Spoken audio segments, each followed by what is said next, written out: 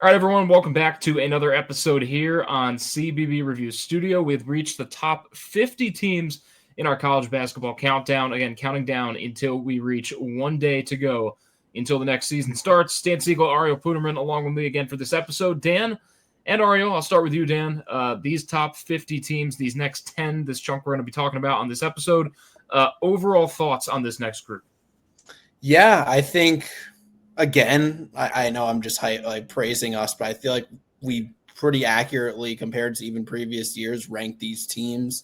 I think that there's a couple teams with certainly some upside, but I think these are kind of teams that I'm solidly they're solidly on the bubble watch already in the preseason. So those are kind of my thoughts initially. Yeah, we're seeing a lot less mid-major teams, unfortunately, but a lot of those power teams are really talented. And I feel like a couple of these teams group with each other. So I'm excited to get into that in this episode. Yeah, I don't think we have any Final Four, potential teams just yet, but we might have a team or two here that we think could make it to the second weekend. But we start right now with number 50. That is Ole Miss out of the SEC. We mentioned no really mid-majors this episode, but we do have a player on a team that is Ariel's favorite mid-major team that is now on this Ole Miss squad, and that is former High Point star Keza Giffa. Ariel, I will toss it to you because of that. Let's talk about Ole Miss. Yeah, they've got him, who I love, and they have AJ Storr, who I really don't love after watching him at Kansas last year. A little fun fact for you guys. I was looking at Chris Beard's coaching experience, and he's had 6 stops in his coaching career. This is only the second time he's made to the third season, whether that is getting poached or the Texas incident. But, good for Ole Miss for keeping him for a year 3. Back to AJ Storr, he's a big what if. I mean, him and Corin Johnson, if they could really show what they did 2 years ago, then this is a good-looking team. But Corin Johnson only played 2 games last year, and then obviously AJ Storr really struggled. So the team really relies on them. Hopefully the experience from Giffa and some of those other players will help. But a lot of what-ifs on this team. But I also trust Chris Beard. Yeah, a lot of guys that are good in theory. Storr, Johnson. They got a kid from France. They got a top 50 American recruit off the bench as we project. I think it's going to really take a coaching effort here. There's some pieces, not a lot of returning production at all. And, to be fair, last year's Sweet 16 team, they had a plethora of options. They didn't have this huge standout, but they had 6 double-digit scorers. And one of those guys does return Malik Dia, who I think will be huge. Corey Chest off the bench might be able to eat into his minutes, but I think they have some pieces here. Probably a 9 to 10 seed if I project right now. A couple players I want to point out as well. Way down the lineup potentially, but a guy that could be a make or break player for this team. Hobart Grayson averaged 11 rebounds per game at the D2 level. He's only listed at 6'4", so that's the type of guy that you just wonder if this is a guy who can really elevate Ole Miss and give just a good couple minutes here or there. There's also top 40 recruit Nick Bundalo, a 6'10 freshman. What is he going to look like in his action as a freshman? And then AJ Storr, to me, is the key to all of this. Didn't really have a good go-around at Kansas, but we know what he has been able to do in the past. What can he be this season, right? It's kind of going to be his last chance in college basketball. He's played for a different team every year for the past decade or so, and that's a legitimate stat. So for him, it's can he end it on a high note? But I'm looking the same thing. Ole Miss seems like an 8, 9, 10 seed type of team. I think they could maybe be a little bit higher of a ceiling, but I think they're definitely a tournament team at the very least. We'll move on, though, to Cincinnati out of the Big 12. I'm going to toss it right back to Ariel, our Big 12 guy. I know Cincinnati, it seems like the past couple of years could have been Wes Miller's last season, but they have chosen to keep him. How big of a season is this for Coach Miller? It's as big as they can get. If he does anything but not make the tournament, I'm afraid this is his last season. And there's no worse way to start your last season than losing your leading scorer from last year in Dizzle James, who left the team in late August due to personal reasons. Good news is they have a lot of talent, regardless of him and his absence. Defensively, they should be insane. I mean, Day Thomas, Sincere Harris, Baba Miller, and Mustafa Time are all, I'd say, top 30 defenders in the Big 12. So having 4 of those guys on the floor at the same time is going to be insanely dangerous. Question is, where's the offense going to come from? Day Thomas was solid last year. The rest of those guys, though, are defense-first guys. The X factor is Sean Abev. He's the freshman from Overtime Elite. I think he was a top 25 recruit, and what makes him so special is he can shoot the lights out of the ball. And if that can translate to college, then they'll be just fine. But obviously, that's a big X factor, and if they can't score, they're going to have similar problems that they had last year. Yeah, they were a good team at defending the rim, so like that shouldn't be anything new. Obviously, we've talked about their disappointment, but I really like the Bearcats this year. I think this is a clear pick for a team that bounces back. I think they do get into the NCAA tournament. You said that's the barometer here, Ariel. I think they do get there.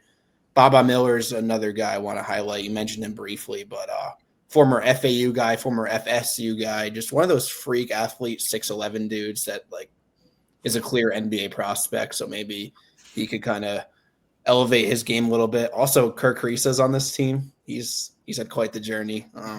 They definitely won't have to rely on him, but that always interesting when Kirk Krisa's on your team. So mentioning that as well. I think this is a bounce back team. I think they do make the tournament. This episode is the theme of teams that have players that have played for 15 colleges in the last 2 seasons. Between those last two. Look, I think Cincinnati's a tournament team as well. I think that Wes Miller will extend his coaching career with Cincinnati.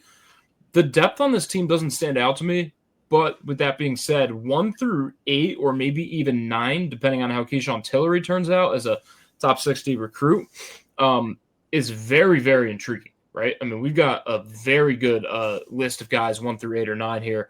With Kirk Kriisa, Jalen Celestine off the bench, Jalen Haynes, just lots of guys here. It's also going to be a very big team, right? You mentioned defensive. Well, this Cincinnati team could go 6'11", 7'2" down low. I mean, that is a potential starting lineup, power forward and center, not to mention freshman Sean Abave at 6'8" at the small forward position. So matchup nightmare potentially in Cincinnati. Talented team. I think Wes Miller has an underrated team this season with his Bearcat squad. We will move on, though, to number 48, and that is St. Mary's out in the West Coast Conference. Dan, you wrote this article. We know Randy Bennett just always seems to make the NCAA tournament. So does he continue the streak this season? Yeah, I think they're pretty much a lock for like a top 10, top 15 defense. That's pretty much where my confidence lies is Randy Bennett, trusting the scheme, trusting the system. Not sure where the offense comes from. I think if there is a year that the West Coast Conference gets wide open, I think this is the year. Gonzaga's still your clear number 1, but I think St. Mary's is definitely beatable this year. And of course, Gonzaga leaves after this year anyway. But regardless, like this could finally be the year. It's not a 1A, 1B thing. At least I hope. I think they could win, but they'll have to win ugly. Their best player, Paulius Murauskis, Lithuanian native. He's played a lot of competitive ball. Harry Wessel's breakout candidate as a senior. Could he be more than just a rim runner? 6 freshmen on this roster, by the way. They are the 4th least experienced roster in the country, as I wrote. The only 3 teams less experienced than them are Duke, who, that's just their program model, Colorado, who we didn't have in our top 100, and then the newest Division I edition, New Haven. Yeah, has there ever been a team that went 32-2 in conference play the last 2 years that didn't get the attention it deserved? I mean, that's insane. 32-2. They lost 1 game each of the last 2 seasons in conference play. And look, this isn't a power conference, but they have plenty of talented teams. Gonzaga, like we mentioned, San Francisco. So a lot of credit to them. But you mentioned it, Dan. This team is really young. They only have 2 seniors on the team, lots of freshmen. But I really like Murauskis. You just talked about him. And then Mikey Lewis, who was a freshman last year. I think he won 6th man of the year at the WCC. I think he's a star. So I really like those 2 guys. And then Randy Bennett, like you mentioned, you know what you're going to get from him. He's not going to have a down year. So I still trust this team. I think they'll win 26-plus games, and they'll be back in the tournament in that top 2 seed for sure. San Francisco is going to give them a run, but I think they're a little bit better. San Francisco's not going to beat Gonzaga. That's the problem. No. But I think they'll still finish 2nd over San Francisco, but it'll be close. And I want to talk about Trent McLaughlin real quick as well. Averaged over 20 points per game at Northern Arizona last season. Look, is he going to do that at St. Mary's? Absolutely not. Is he going to be a guy that even scores 15 per game? Probably not. But you look at a guy that's a career 35% shooter from 3-point range, and he was even better earlier on in his career when he didn't have to take so many shots. He took like 8 or 9 threes per game last season for Northern Arizona. Earlier on in his career, he was shooting at like 38% when he was only taking 3 or 4 threes per game. So I feel like that's more like the Trent McLaughlin we'll see on this St. Mary's squad. but that could definitely be where the offense comes from, whether he comes off the bench or starts. I think that's a guy to watch out for. Let's move it back to the East Coast for this next one. That is number 47, Villanova. Our guy Dylan Johnson over at Villanova wrote this one, but obviously the biggest thing here is Kevin Willard moving from Maryland back to the Big East, now the coach of the Wildcats. Kind of has his own taste of Wildcats basketball now. A lot of new guys on this roster. Did bring back Tyler Perkins for what it's worth. Has a big-time recruit in Caden Lewis, but for a Villanova team that's been struggling over the past couple of years, Willard said, hey, I'm going to bring in my own type of guys. Here's the thing about Kevin Willard, guys. Last year was really his first time ever making some sort of a run in the NCAA tournament. Obviously still fell a little bit short. Do we feel like Willard can get Villanova moving in the right direction, or you're nodding your head no, Dan? You feel like okay. And 2025 to 26, I don't believe in this team. I think they absolutely 1,000,000% upgraded as far as coaches are concerned. There is no doubt whatsoever in my mind that they did there. My hesitation is they're relying a lot on a freshman class, and a freshman class that's good, not elite. And for this team to be good, they'll need their top 40 freshman, Caden Lewis. He has to be elite for this team to really be any good in my mind. They did get a couple nice mid-major transfers. Devin Askew, another guy in his fifth different school. He's showing flashes of greatness. I think back at Cal is where he really did his thing. And then Bryce Lindsey was productive for a good James Madison team. But I would have wished he got maybe Maryland's better transfers. He kind of got the scraps out of Maryland. Didn't get Jacoby Gillespie. He's at Tennessee. Didn't get Rodney Rice. He's at USC. So I don't believe in this roster, but I believe in this coach, and I believe in the long term. There's no long term anymore. I believe in the medium term trajectory of the program. Yeah, I think I agree with you, Dan. This team, I think they're going to be fine next year. I think they'll be on the bubble, maybe a little bit out of it, but they're not going to be bad by any means. And I think their guards are actually really good. Caden Lewis, like you mentioned, Bryce Lindsey, who I thought was really, really good last year and didn't get the credit he deserved. I know there was a big bidding war for him early in the transfer portal, and Villanova got him. And then Askew, he brings the experience at least, but man, fifth school in 6 years, anytime he's transferred up, he's struggled. And whenever he transferred down, he was great. And then he transferred up for his last year. So I don't really get the move, probably NIL related. I'm just worried about the rest of their team. Their wings don't look great. All their wings shot efficiently, but none of them really stand out. And that's what worries me, especially in the Big East, where they're known to really pound down low and really dominate UConn and St. John's will. So we'll see how they do. Better than Neptune, like you mentioned, but it won't be an immediate fix. Yeah, not going to be an immediate fix for sure, but I think Villanova will contend in the Big East. I honestly don't even know if they're going to make the NCAA tournament, personally. It doesn't look like a tournament team to me, but you never know because we've been looking at what Kyle Neptune has done with this roster. So if you're Villanova, you're hoping Willard can get more out of less than Neptune was able to do, which he really got less out of more when you think about it. Let's move on to number 46. That is Oklahoma. Guys, real quick, my thoughts on this. Xavier Brown, Nigel Pack, definitely an intriguing backcourt here in the Big 12. And then you've got a guy like Tay Davis, along with Darian Reed, some bigger forwards that can in Tay Davis's mind, he's a 6'9" power forward here that is, he can play shooting guard, small forward. He can play multiple positions. He can defend multiple positions. I just really like what Oklahoma is doing here in the starting five. After that, guys, I hate this bench, honestly. One of my least favorite benches in this episode. Ariel, I'll toss it back to you. Would you agree with that assessment? Do you think there's enough on this bench? Am I missing maybe what Porter Moser is trying to do here? No, I agree with you. I think the strategy was let's just go very top-heavy and hope that they play a lot of minutes. If it wasn't for Jeremiah Fierce, let's be honest, I don't know if we're talking about Porter Moser right now. At that point, he had no tournament appearances, and man, that team was bad last year besides Jalen Moore and Jeremiah Fierce. So the fact that he had an all-freshman, elite player was really lucky, especially since he classified up instead of he would have came in this year. But yeah, I love their guards, Xavier Brown and Nigel Pack, both really experienced guys who have played in good conferences under good coaches. Billy Lang, maybe not, but he's on the Knicks now, so it's got to mean something. And then Darian Reed, top 20 recruit, didn't play a lot last year for Alabama, but obviously a lot of potential there. So if he can break out and him and Tay Davis can develop a solid wing combo, I think that this team could be good. Are they going to be top half of the SEC? Maybe, if everything works out, but that bench scares me a lot, and I think they'll plateau around that 10 to 12 mark. Yeah, I don't know. I think like you said, they don't have like that elite. Maybe Xavier Brown is like maybe that Brown Pack tandem is like that elite guard tandem that they had last year that could kind of carry them. But I look at this team, I don't think they do anything like extremely well at an elite level, like anything at all. Porter Moser's a known defensive guy. It looks meh. Like they're not filled with shooters. There's Pack. I think Dayton Forsyth went off in the SEC tournament. A guy like he could have maybe a breakout season, but I think this is a similar trajectory to last season. Haven't checked out their non-conference schedule, but if you recall, like they started out 13-0, 14-0, something like that, then kind of fell off the table against good SEC. Back-to-back seasons, they did that. That was two. Yeah, you're right. I think that might happen again. I don't think they win more than 5-6 SEC games.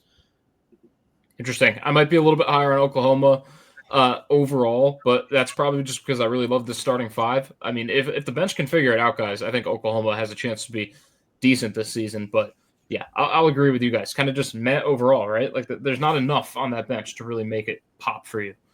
We'll go to number 45 here out of the ACC. That is Clemson. I wrote this article, had fun writing it, and it's because Clemson just continues to put players into Brad Brownell's system, and that is guys that can stretch the floor, that can shoot, that is forwards that can move the ball, and they did it again this year. Nick Davidson coming over from Nevada, where he averaged about 3 assists, shot 37% from three. You got Carter Welling coming over from Utah Valley, and you've got other guys as well off the bench. Jake Wallen from Utah could be a big-time player. You've got 3 guys on this team, guys, that are stretch bigs that can shoot the basketball from three-point range. Guard play is the biggest question. Justin Porter, graduate student, but he played at Middle Tennessee. How's he going to transition to the ACC? He's only 6'1", 180. Seems like he could struggle potentially unless he can use his quickness and creative shots. And Dylan Hunter. I mean, your starting point guard averaged 1.9 assists per game last season. Yeah, that's not great. Dan, I'll flip it to you because I do like the makeup of this Clemson team, but from day one, there's going to be guys are going to need to take over roles quickly for them to be good. Yeah, I do think they have a lot of Brad Brownell guys, and we can say that every year. Like Brad Brownell is the kind of coach that just has his identity and recruits solely to his identity. And I think Nick Davidson is as Brad Brownell Clemson as it gets. I think that's just the perfect fit for this roster.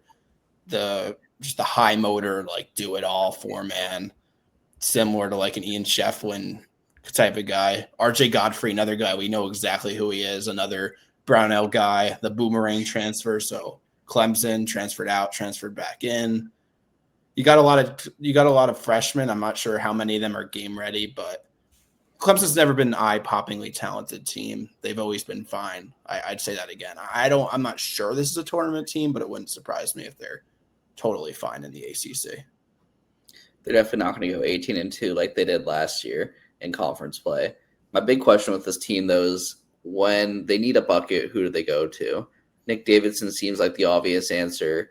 Is Justin Porter the number 2 option? I mean, he was good at Middle Tennessee, but that's obviously a big step up in level of competition. And then after that, there's really no clear answer. Is it Hunter, who really didn't do much last year, but maybe his brother rubbed some of his scoring genes onto him? Or I don't know. That's what worries me, is that they just don't have that go-to scorer. And in the ACC, where things can get out of hand and the defense can't be the answer all the time, they need that guy. If they can find that guy, then I think that they can be solid. They can comfortably make it in the tournament. But that's obviously a big player that you need to have in a college basketball team. Yeah, Clemson obviously been a team that's been able to make the NCAA tournament the past couple of seasons. Brad Brownell has figured that out. Can they go further than they did last season? I think that's the question here. I don't know if they have the roster makeup to do that, but definitely a team that can pick up some wins in the ACC here. Let's move on to number 44, Georgia. We're getting into the football teams here in this episode. Oklahoma, Clemson, and Georgia back to back to back. George Bagwell wrote this one. He's our SEC guy. And look, another SEC team that it's just that middle of the pack in the SEC. They beat each other up. They'll get some good wins. They maybe lose a game or two that they shouldn't. Ariel, your overall thoughts on this Georgia team. Are they middle of the pack? Are they starting to come up towards that topper tier? Like what are you thinking? I think it's a similar situation to Oklahoma where the coach just hasn't done much, and then you get a 5-star guy, and he kind of turns the program around. I'm talking about Austin Newell, obviously, but I think once you kind of get them in the right direction, then you can kind of maintain that momentum. And I thought their offseason was okay. I really liked Jeremiah Wilkinson, that ad from Cal. He averaged about 15 points a game. Smurf Melender as well. He'll probably start at point guard. Shot about 44% from three. The UTSA guys scare me. I mean, Primo Spears was the guy last year, and I feel like he's a little bit of an empty calorie player. So I wouldn't take that much with a grain of salt, but I trust Mike White. He's a floor raiser, as everyone calls him. So I would be a little surprised if they finish above 44. I'd probably expect them to finish around 50 to 60 range, but I think 44 is a totally acceptable spot after last year. I don't know. There's really a lot of breakout candidates here. We could have one of those like outlierly good seasons for Georgia if everything comes together. Blue Kane, like a real hot and cold guy. So we'll see about him. Jeremiah Wilkinson, you talked about him like he was just a stud freshman on the West Coast that nobody knew about because there's like no intrigue with that Cal program. Santos Cyril, just a great defender, also was a freshman last year. Just one of those guys, just like you can't go in the paint and drive to the rim when he's there. Like just complete dominant rim protector. Marcus Millender from UTSA, he could score the rock. Like this is a fine spot to put him, but I don't see it as like a floor-raising classic Georgia team. Like I see this as a team with a little more upside than people realize, and probably the most upside of the teams we talked about so far. Interesting. I can see where you're saying with that. Most upside of the teams we've talked about so far. I would probably lean more towards Cincinnati or St. Mary's. I agree. But yeah, I can definitely see where you're going with that with Georgia, especially compared to the last three teams we've talked about. So yeah, there is upside here on this team. I do like the backcourt between Melender and Wilkinson. Blue Kane, obviously, he's a guy that you could put in, and he's going to help your team out in one way or another. But I'm not really sure if I love this Georgia team that much more than an Oklahoma team we just talked about. I like Oklahoma's starting five better. No, that's fair. You don't have to like that. Like, just I think I don't view it as a high floor, low ceiling. I view it as a little more of like a wider range of outcomes, the more upside. Sure. Let's move on to Maryland. Number 43. No Kevin Willard. This time it's Buzz Williams. So from bald coach to bald coach here at Maryland. Buzz Williams. Ariel, I'll just toss it to you. I know you have thoughts on Buzz Williams and what he does, and I know a lot of people have noticed it when he leaves teams at a certain time and takes over another team at a certain time, and it's kind of the Buzz Williams effect. Yeah, first of all, I'm sad that we're not going to be able to take the Crab Five anymore because that was one of the most fun things about last season, and it's sad not to watch Derek Queen or any of those guys anymore.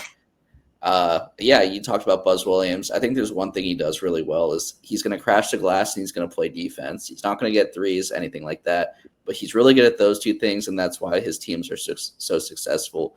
And he brought in two of his Texas A&M bigs in order to do that, in Solomon Washington and Farrell Payne. So they're going to have no problems with that. What I really, really liked, and this was my biggest concern with this team, is their guard play. And they got Darius Adams, who decommitted from UConn late, to join the team, and he'll be their starting point guard. I have no doubt about that. And he really ties this team together. Miles Rice is obviously great. Isaiah Watts is obviously great. But I think Adams is what really ties this team together. So I'm a big fan of this Maryland team. I think with Buzz, you kind of know what you're going to get. You're not going to have a top 10 team. You're not going to have a free fall. You're going to have somewhere in that bubble range, probably somewhere between like a 7 to 5 seed. And I think this team's good. I really like it. And I think the Big Ten, they could definitely finish in that top 6, if I had to guess. Yeah, I like this Maryland team as well. You got guards that can make things happen.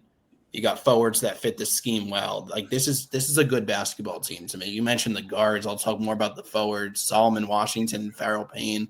They both fit that Buzz Williams mold of, like you said, getting offensive rebounds, second chances. Just statistically, the more shots you take, the more points you'll get. It's a pretty simple concept.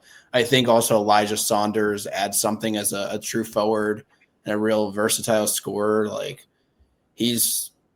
don't let like the UVA scheme where you're not allowed to crash the offensive boards fool you. Like, I think he's a good rebounder as well. So I think this is in year one of a coach. Like they got the identity down, and that this is a good basketball team for sure.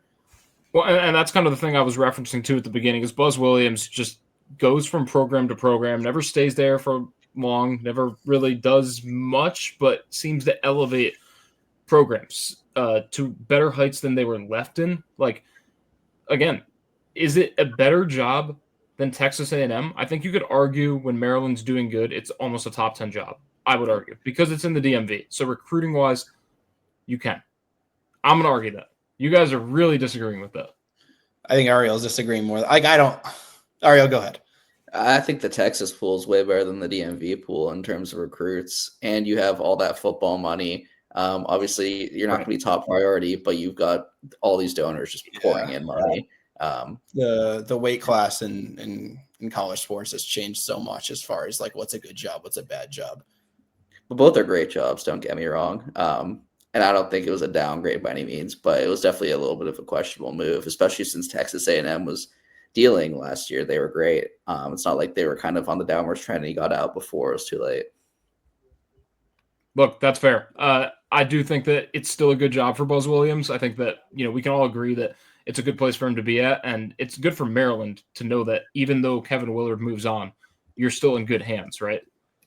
Like, I think Buzz Williams is going to continue to make sure this Maryland team does not drop off like they did under the previous coaching regime. Let's move on to a Big East team. Marquette in at number 42. Guys, I like this Marquette team. I don't love it. I like the fact that Shaka Smart is just defiant to the transfer portal. I actually do like that. It's almost like a breath of fresh air.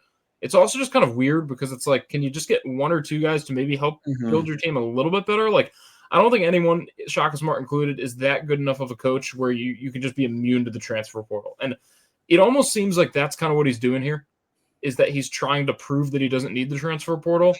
And it's like, let's hold on a sec. Like, you don't need to prove that. This isn't an ego game. If you want to transfer or two, go get it. And I'm looking at this roster, and I think that could help him out a little bit. Like, do I think this starting lineup is going to work? Yes. I think Chase Ross is going to be just fine. I think he's going to be a 15-point-per-game scorer.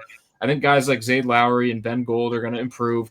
Sean Jones, if he's healthy, can be good. Demarius Owens is a guy I shouted out. There's guys up and down this roster. Should note, by the way, and I should make a change, that Sheik Pearson is actually expected to redshirt, which is interesting.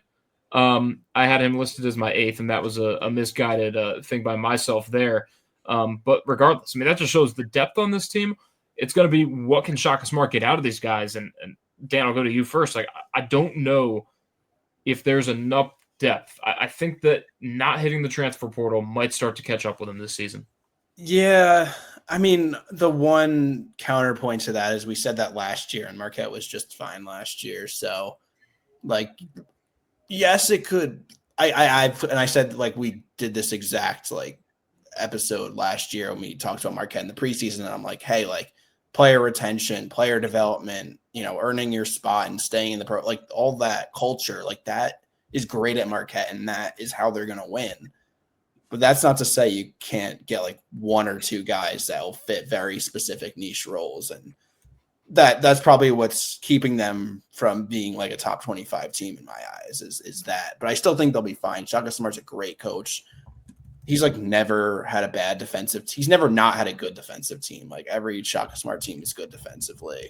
You got some shooters too, like 1 to 5. No one's like a elite shooter, but everybody's a fine shooter. So I think that'll play to their benefit. And I just think culture wins here, and they have enough guys to be rock solid. Yeah, you mentioned culture, but I think one thing people forget is that Marquette didn't win a game against a top 4 team in the Big East for almost 2 months in conference play. They were just beating up on bad teams, and that's where they're getting their wins. And that's totally fine. I mean, they obviously made it to the tournament pretty comfortably, lost to New Mexico in the first round. But my biggest complaint right now is that last year, even though they didn't make a move, we knew they had Cam Jones. 2 years ago, they didn't make a move. We knew they had Tyler Kolek and Iguodaro. This year, there's no one on the team that's like, at least we have this guy. Is that Chase Ross, who's going to be a senior? Is he going to take that step up? Is Sean Jones, after missing a whole season, going to step up? Is Ben Gold going to be that guy? None of those guys are really go-to guys, and that kind of worries me. Is when things get tough, who's going to be the guy they go to and who's going to be the leader on that team? Or are they just going to have a committee where they hope just one guy breaks out every game and that's just how they're going to operate this season? Yeah, and I guess that's where, Dan, I agree with your point, but I do kind of agree with Ariel there is that, like, and I did write it. I think Chase Ross is more than capable of being a 15-point per game scorer. He had 20 points in games last season. He had 15 or more in multiple games last season. Like, he's shown that he can do it when he needs to. But I do side with Ariel here in that, again, last year, like, you just knew who Cam Jones was. That isn't the same with Chase Ross. And I don't know if there's enough elsewhere to really offset that. So I feel like we could be in for a bit of a downer year in Marquette, personally. I think they'll get 20 wins. I think they might have a tough time making the NCAA tournament. I think that's my bold prediction. Okay. 42 is pretty much where we're at then. Like that encapsulates our I think it's a great spot. Yeah. Let's go to one more this episode. That's number 41. That's Mississippi State. Another SEC team. We've had a bunch of them. Obviously, there's a lot of teams in the SEC, so it makes sense we're going to have a bunch from here to come. A Mississippi State team that brings back Josh Hubbard, and that's really all you need to know about this team. But there is more to know about the improvements we could see in the three-point shooting. Maybe. Dan, thoughts on that? Other additional thoughts you got? Yeah, they actually have improved over the last 2 years, funnily enough. Yeah. 3 years ago, I think that was the first 4 year where they lost to Pitt. They were like a dreadful, like historically bad 3-point shooting team. 26.6% is what I wrote down, and they made the tournament that year. They've gotten to at least above 30% since, not too far above. That just seems like the Chris Jens thing, like the problem that his program has had. But you get Josh Hubbard back, by far your best scorer. That gives me a lot of confidence. I also like Jabari McGee. He was, I would argue, the second most important player on a good UAB team, but besides, of course, Yaxel Landenborg. So I don't know. I think more so than the shooting, it's the defense against the three-point shot that's really interesting to me, because they went from 8th 2 years ago to 302nd last year in three-point percentage. Of course, like a lot of when you're only playing 30 basketball games, it's a lot of variance involved. But it's also like defending the three. You can't say defending the three ball isn't a skill. It definitely is, and they're really undersized in their backcourt, so that has me worried. I think they're a top 30 offense, though. That's where my confidence is. Josh Hubbard single-handedly, and McGee a little bit. Yeah, when you have Josh Hubbard, you're going to win 20 games, and unless he's hurt, you're going to go into any game thinking you have a chance because you have a guy as talented as him. And I really like the addition of Jaden Epps as well from Georgetown. I think that's a dominant scoring backcourt. I don't think they're going to play a lot of defense, but if you score more points than you allowed, that's all that matters. George Hoare is a really interesting piece that they got 2 years ago at Stanford. He won Conference Player of the Year, almost led them to a first-round upset over Kansas. Last year, commits to Kansas State, plays a couple of games, and then gets kicked off the team and spends the rest of the season on campus. So what are we going to see from him? I think he'll be really interesting because I think their wings and their bigs are okay. Their guards are definitely a lot better, but if he can kind of be that third option, then he could be a really big addition and make them a really good SEC team. I'm just intrigued for this Mississippi State team because usually it's a team that, you know, has a lot of height down low, a lot of rebounding, and I don't think it's a difference this year necessarily, but it's maybe a little bit of a different way they're doing it, right? Like Achor isn't the typical power forward we see at Mississippi State. At least I don't see that. I think they're starting to go a little bit, I don't want to call it small ball, but a little bit more finesse at that power forward spot, having Achor there. Do you guys see what I'm onto there, or does that make sense? Yeah, I think I agree.